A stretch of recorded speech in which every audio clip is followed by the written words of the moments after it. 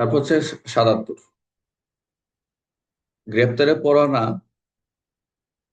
যাহার নিকট প্রেরণ করতে হবে, বা গ্রেপ্তার পরোয়ানা কার কাছে নির্দেশিত, এটা একটা, যাহার নিকট প্রেরণ করা হবে।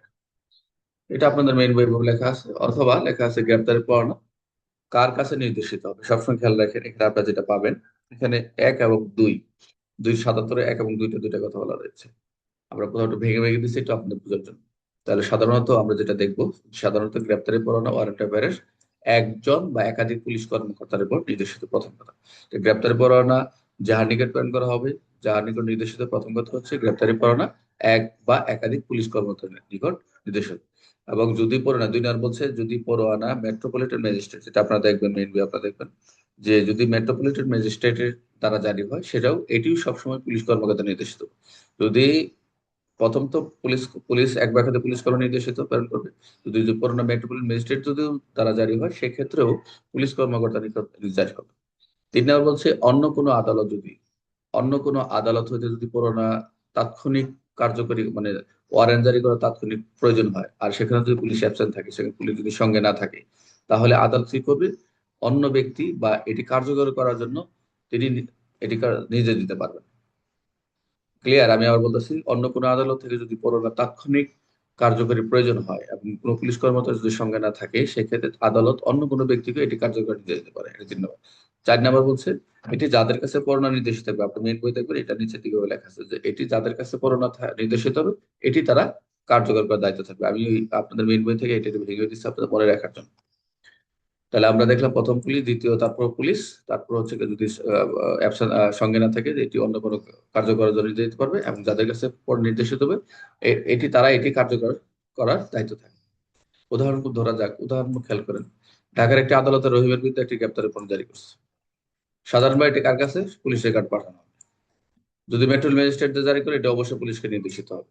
কিন্তু হঠাৎ আদালত চায় রহিম ১ ঘন্টার মধ্যে গ্রেপ্তার হবে এবং কোনো পুলিশ কর্মকর্তা উপস্থিত নেই, তখন আদালত প্রশাসনিক কর্মকর্তা এবং দায়িত্বরত ব্যক্তি নির্দেশ পরোয়ানা কার্যকর করার জন্য।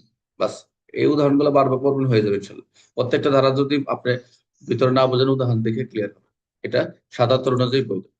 তাহলে ৭৭ অনুযায়ী সাধারণত গ্রেপ্তারি পরোয়ানা কার কাছে নির্দেশিত হবে? পুলিশ কর্মকর্তা। মেট্রোপলিটন পুলিশের ক্ষেত্রে কি প্রয়োজন? সেটা হচ্ছে সবসময় পুলিশের পুলিশ নিয়ে নির্দেশিত হতে হবে।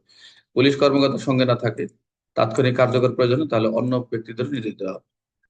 যাদের কাছে পরোয়ানা নির্দেশিত, তাদের কি করতে হবে? পরোয়ানা কার্যকর করতে হবে। ৭৭-এর মূল উদ্দেশ্য কি? অবশ্যই গ্রেপ্তার পরোয়ানা কার্যকর নিশ্চিত করা। এখন দেখেন ওই যে ৭৭-২, যেটা আমরা পরের নিচের দিকে পাবো, যে একাধিক ব্যক্তির নিকট পরোয়ানা, একাধিক ব্যক্তির নিকট নির্দেশিত পরোয়ানা করা যেতে পারে। তাহলে এখানে এক কথাই হচ্ছে সহজভাবে, যদি কোনো গ্রেপ্তারি পরোয়ানা একাধিক পুলিশ কর্মকর্তা অন্য কোনো ব্যক্তির কাছে যদি নির্দেশিত হয়, সেটি সবসময় একসাথে কার্যকর করতে পারবে। এটি সব নির্দিষ্ট ব্যক্তি একসাথে কার্যকর করতে পারেন, অথবা যে কোনো একজন একাধিক ব্যক্তি কার্যকর করতে পারে, এক কথায়। এটা মাল্টিপল রিসিপিয়েন্ট বলতেছে, all or any any combination can execute করতে পারে, সমস্যা নেই। তাহলে আমি কি দেখলাম, যে এটি সবসময় নির্দিষ্ট একসাথে কার্যকর করতে পারবে, একসাথে, অথবা যে কোনো একজন বা একাধিক ব্যক্তি কার্যকর করতে পারে। তাহলে একাধিক ব্যক্তিকে যদি নির্দেশিত হয় অর্ডারটা, তাহলে সব নির্দিষ্ট একসাথে কার্যকর করতে পারেন, অথবা যে কোনো একজন ব্যক্তি এটি কার্যকর করতে পারে। উদাহরণটা কি? ধরুন আদালতে রহিমের গ্রেপ্তারে পরোয়ানা ৩ জন পুলিশ কর্মকর্তা পাঠাচ্ছে, ৩ জন পুলিশের কাছে পাঠাচ্ছে।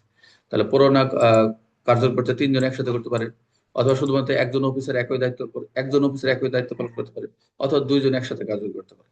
অর্থাৎ এটা ৭৭ অনুযায়ী বৈধ। উদাহরণগুলো পড়বেন, ইনশাল্লাহ হয়ে যাবে। এমসিকিউ কি? একাধিক ব্যক্তির কাছে পর নির্দেশিত হলে কার্যকর হবে অবশ্যই যে কোনো একজন, যে কোনো একজন, এক বা একাধিক। সব নির্দেশিত একসাথে কি করতে পারে? হ্যাঁ, গ্রেপ্তারি কার্যকর করা যাবে। একাধিক ব্যক্তির ক্ষেত্রে ৭৭ উদ্দেশ্য কি? যদি কার্যকারিতা, যে সমাজে একাধিক ব্যক্তি কাজ করতেছে, এটা কি কার্যকারিতা নিশ্চিত করা। যদি শুধু একজন অফিসার কার্যকর্তা হবে, হ্যাঁ, এটাও বৈধ কার্যকর, যদি একজন হয়, যেটা ৭৭ দিয়ে বলেছে। মূল বিষয় কি ৭৭-এর? অ্যারেস্ট ওয়ারেন্ট এক্সিকিউশন করা। মূল কথাই হচ্ছে যে এটা ওয়ারেন্টটা জারি হয়, এটা হলো এক কথা, আর অন্য কোনো কিছু। আশা করি আপনাদের ৭৭ মোটামুটি আপনারা বুঝতে পেরেছেন। তাহলে আমরা ৭৬ দেখলাম যে আদালত জামানত গ্রহণ নির্দেশ, আর ৭৭ হচ্ছে পরোয়ানা যার নিকট নির্দেশিত হবে, যা পরোয়ানা যার নিকট প্রেরণ করা হবে। এই ছিল মোটামুটি আপনাদের আলোচনা। পরবর্তী সেকশনে যাব।